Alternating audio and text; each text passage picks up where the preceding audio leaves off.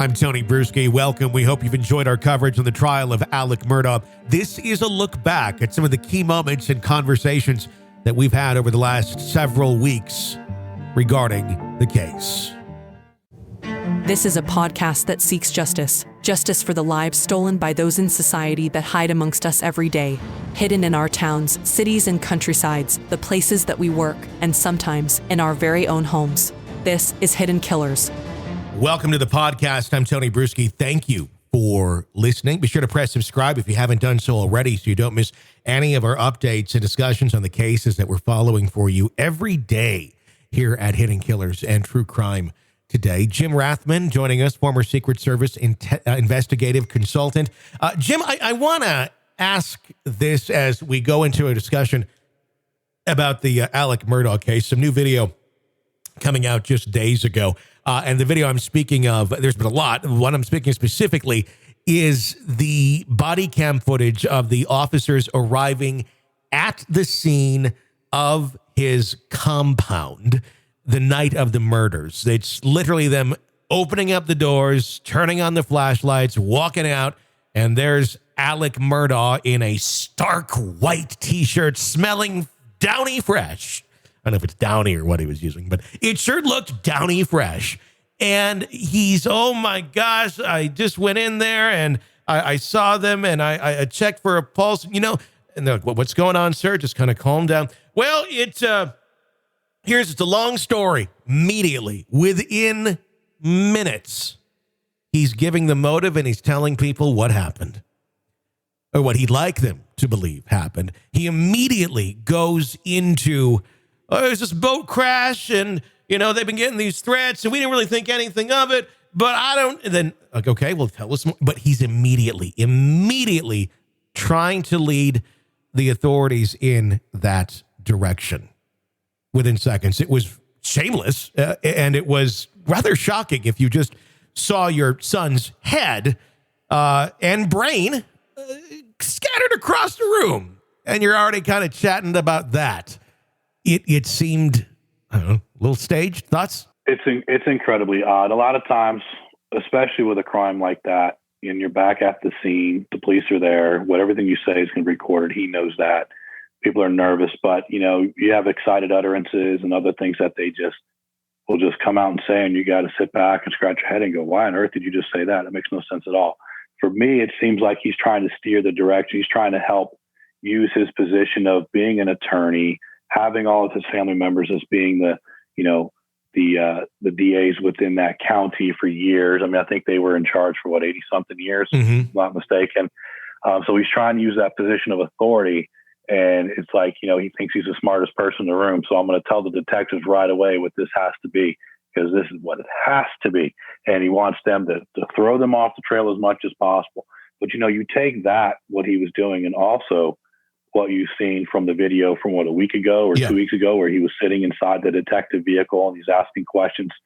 The answers that he's giving, he doesn't seem to be terribly distraught. There's a moment where he gets a phone call where he is, but the whole entire situation makes no sense to me. And then not to mention, you're going to go and check the pulses. I mean, my goodness, did you hear the forensics expert talking about what the autopsies look like? Yeah. I'd love to get your thoughts on that.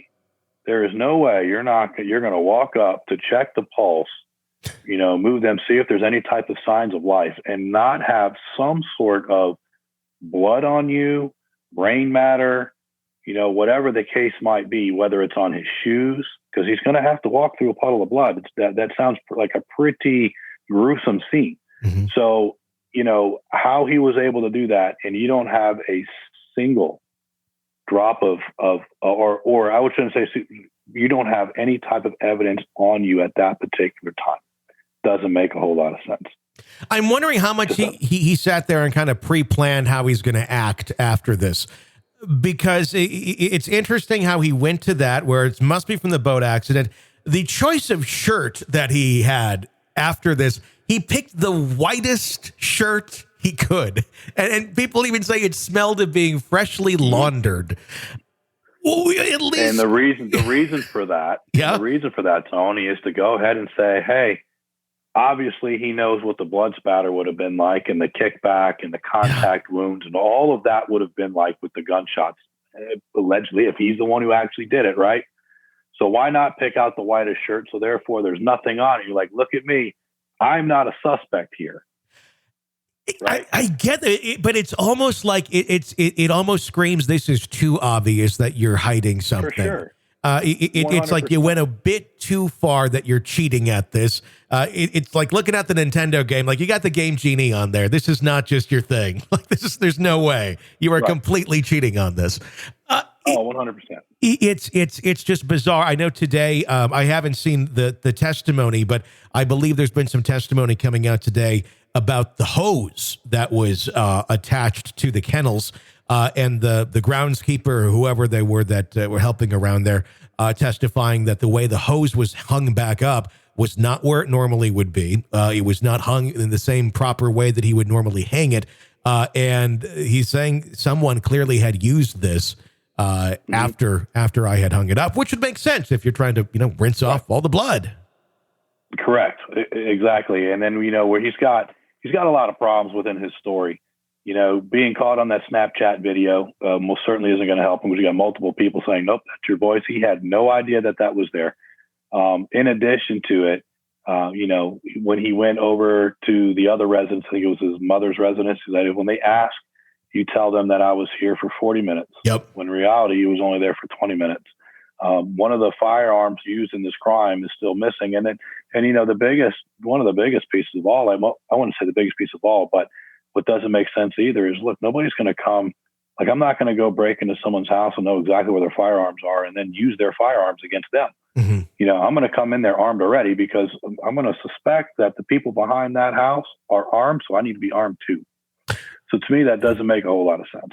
Yeah. There's also more on the shirt too, with the housekeeper saying where he pretty much implies to her, no, this is the shirt I wore, even though she knew it was a different shirt, and she testified to that in court as well. Another thing that I'd seen in a more recent interrogation video, and this is the one that just came out yesterday, it's about an hour in length, and he goes from, being very sad, upset, hysterical to, in the next breath, hey, buddy bum butt over there, or whatever the name of somebody is. They have really interesting names there. He rented the house from me. He was a sheriff's deputy, and really trying to be chummy with the officers that are in there, saying, oh, he was a really good officer. He was a really good boy, and he's a great officer too. It's bizarre. It's spooky. Is it him trying to relate to them, to go like, I'm kind of one of you guys? It's a distraction technique, and again, another position of power. Now, I can tell you, in cases I've worked, I've had people do that kind of stuff to me. We used to have the department I worked at, our sheriff actually was in a sheriff's band, and so they had this one guy one time. He committed a really terrible crime against his wife, and that's what he was trying to do to distract me. Like, hey, I used to listen to your sheriff when he played in the sheriff's band, and he's trying to act like one of the good old boys, like I'm one of you. Yeah. Right. So don't look at me. Let me throw some stuff out there, letting you know who I know. I'm friends with this person, I'm friends with that person. And it's completely a distraction. That's all it is just try to win them on your side, try to make your story as believable as possible, and just hope that you are doing a good enough job to turn that investigation into the direction you want it to go, instead of the real path that it needs to go down. And that's all he's trying to do there. I mean, look, if I pulled up and I had my family members completely, just heads essentially blown off, I mean, I'm going to be so unbelievably distraught. I don't know if you can get any words out of me. Yeah. I don't think I'd be like, yeah, Bobby Bumblefuck. We were good friends. Good boy. Used to rent the house from me. Oh, my wife is dead. Hey, how's Shirley Bumblefuck doing? It's like, what are you talking about? The last thing on earth I care about is any type of friendships, personal connections with people outside of my immediate family, because I don't know if I'm ever going to be able to live again. That's kind of how it would feel. You can't breathe. You're, just completely heartbroken and devastated. So it's definitely not the normal reaction. And again, I think that's something that's not going to play well in his favor. Plus, his character anyway, with all the fraud stuff and there's so much. This case is, a lot of times sit there and say, is there one that could be any more wild than this? And I'm sure one day there will be, but this one is pretty interesting. The amount of twists and turns. Yeah, the lack of emotion that this man and the way that he can turn on a dime is truly amazing. And if this is how he represented clients in court, he wasn't that good of an attorney because he can barely represent himself in any sort of believable way in this sort of situation. Murdaugh, completely. He's expected to testify next week. Thoughts on that? Isn't that usually kind of a last-ditch effort? You usually don't want your defendant on the stand. Usually you don't. I think in this situation with him being an attorney, maybe his attorneys are hoping that he'll do a good enough job representing himself, because he's going to try to paint a different picture than what's out there and try to give his explanations. Again, same thing he was trying to do to the detectives, same thing he was doing to the officer that showed up and who he knows. It's going to be almost the same tactics that now he's trying to do it on the jury members, feel bad for me. But if I was one of the jury members, it would be extremely hard to convince me that you didn't do this at this point. Without a doubt. I think it would be almost at this point when he goes on the stand to hear what he says, difficult not to laugh almost at whatever show he's going to be putting on. It's definitely going to be theatrical. Jim Rathmann, former Secret Service investigative consultant, thank you so much for your insight. Always a pleasure to talk with you. And you guys, thank you for listening. Be sure to press subscribe wherever you're downloading podcasts so you don't miss any of our breaking updates and discussions on the cases that we're following for you right here. You can follow me on Twitter @TonyBPod. My name is Tony Bruschi. From all of us here, thanks for listening.